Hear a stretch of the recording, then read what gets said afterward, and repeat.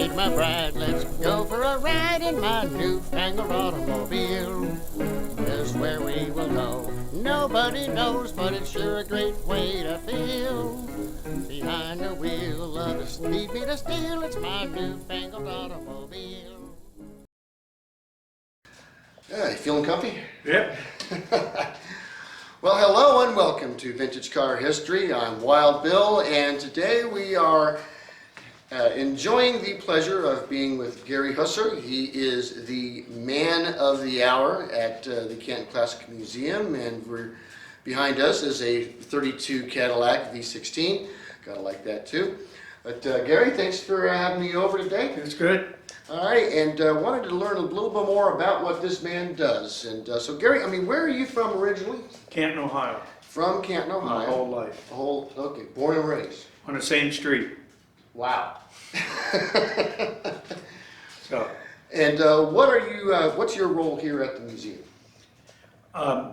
Restoration of the antique vehicles for the museum, restoration and sales. We do sell some cars, move inventory around, and try to keep the museum fresh and new, and that's a new progress that we're into now, trying to bring the museum up to another level. Oh, that's awesome, especially after COVID. After COVID, and so we're going to see new ideas, new things. Oh yeah, well, really. New ways to present the museum and get it out to people. Awesome. Well, we're going to hear more about that, I think, not only now, but in the future too. So, Gary, what got you into cars in the first place? My father was always into Model Ts very heavily since I was just a youngster, and it went from there.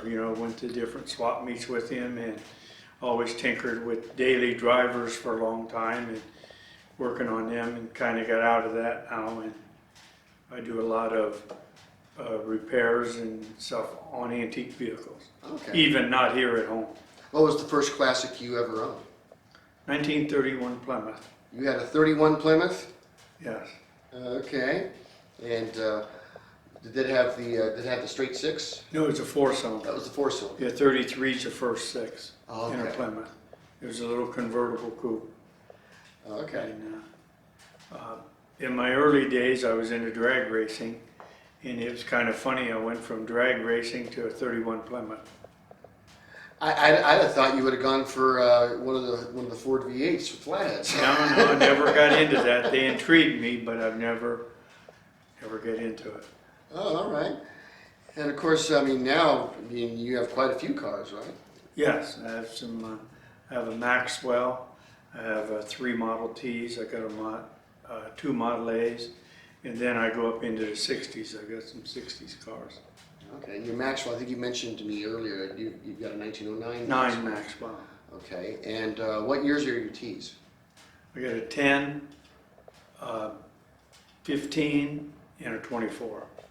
Okay, so 2 brassies and 1 blackie. Right, right. And the black is just getting finished now, so it's into that.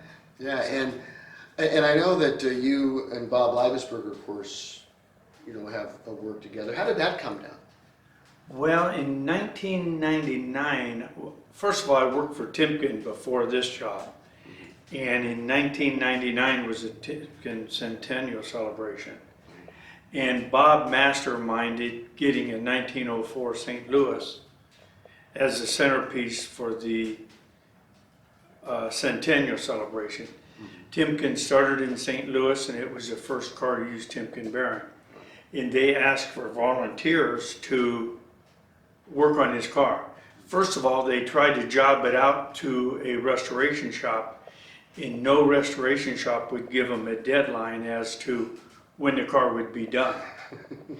And it had to be for the Centennial or it meant nothing. So they thought, well, in a company newsletter, we'll put a newsletter out and try to see how many volunteers we get. Well, their biggest worry was, are we going to get 200 volunteers or are we going to get 2? So it ended up, we had like 15 volunteers, and everybody had a different role that they was into. So it worked out. I don't think we could have handpicked it any better. And so Bob, being the mastermind, that's how I got working with him. So you were one of those volunteers. I was one of the volunteers. And what was your role in your volunteer? What were you working on? I needed oil and grease, which meant I did motor and transmission. I'm not a sandpaper guy, okay, or a paint guy, so that was good because we had other people that had expertise in that. Okay, in the body work and Yeah, and they had actually hired a guy, Dick Coughlin, to coordinate the whole thing. So we kind of did it out of his place, and he coordinated and did. And I got more, as it went on, more into a lead role with it. Okay. And that relationship eventually led to your involvement with the museum. Yes. I had a local guy knew that the museum was looking for somebody, and so then they contacted me, and I've been here 12 years now. It's been a great ride, and it's get to work on things like this that you know that I can use and drive and don't have to pay for. That's a nice thing. So that's a nice thing, you know. Of course, I couldn't pay for it. But the V16 Cadillac. yeah, V16 Cadillac. Yeah, it's, you know. But hey, you're the wrench. Yeah, I'm the rent. So, you know, I can tell people it's mine. Yeah, and with your role now, you're basically, for lack of a better term, the curator of the museum at the moment. Right. And with all of the different cars that you have, making certain that everything that's on display is still a working car and a running vehicle. Yeah. What do you see now that we're coming out of COVID as the future of the museum? I think the museum's going to be much better and a much more exciting place to see. It's really, for the people that haven't been there, it's really good for Canton people. We have a lot of Canton memorabilia there that people are not aware of. Yeah, and not just Canton. I mean, yes, but I'm saying one room is focused just on Canton. So, but the rest of the museum, and that's where we're trying to get different people involved for different ideas, and just make, there's people say, "Oh, I've been here before." I don't. I'd like to correct that and say, "Hey, let's go see the new." So it'll be like the Bachman Turner Overdrive, Yeah. But baby, you ain't seen nothing yet. Right. Sounds like a great reason is, once this COVID nonsense is done. Yeah, we need to get it out and let more people know that it's here. That's one of the things.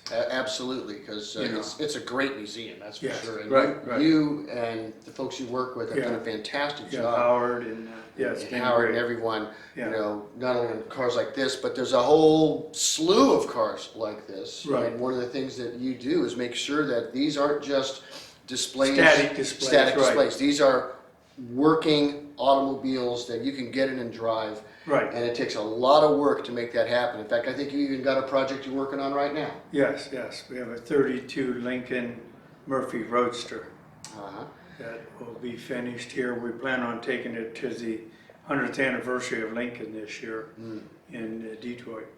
Yeah, and I hear a rumor that you're doing some maintenance on the St. Louis, the 1904 St. Louis. Yes, we're getting it ready to go on a tour at the end of March. Oh, well, can we take a look at the work you're doing? Yes.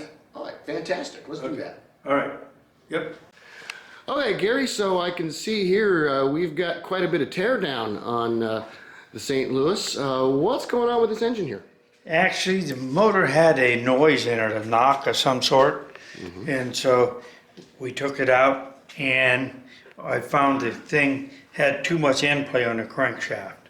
So I made a shim and we've eliminated that end play. Where's the shim at?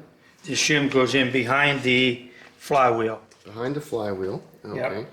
Which of course is this Is big that beast here. Yep. The big, There's the crankshaft, there's your piston rod. Yep. There's that transmission. transmission, It's a pinion transmission. two speed forward, one reverse. You know, what I find really interesting, Gary, is that you know this engine so well that when you were driving it, you heard a noise and you went, I know that something's wrong. I got to Yes. tear into it. Right. It's been there for a little bit and I've been avoiding it. And since we're taking it on this tour, I want to make sure that everything is as good as we can make it. Okay, and so it'll take a few men to get that big, huge chunk of metal Yes, back right. in the car. So if you're in Canton and want to help to install an engine on a 1904 St. Louis, I mean, I think you'd appreciate here the we help, are. right? Yeah, we can have a putting back together party. Excellent. Gary, hey, I appreciate you giving us this time to chat today. Go ahead and take a look in the description and the links for more information about the Canton Classic Car Museum and what they have going on. And you'll be able to see this car as well as dozens, if not hundreds of others. Again, Right. Gary, thank you for your time. Very good. And of course, we'll see you next time. Yep. Peace. Peace. Yeah.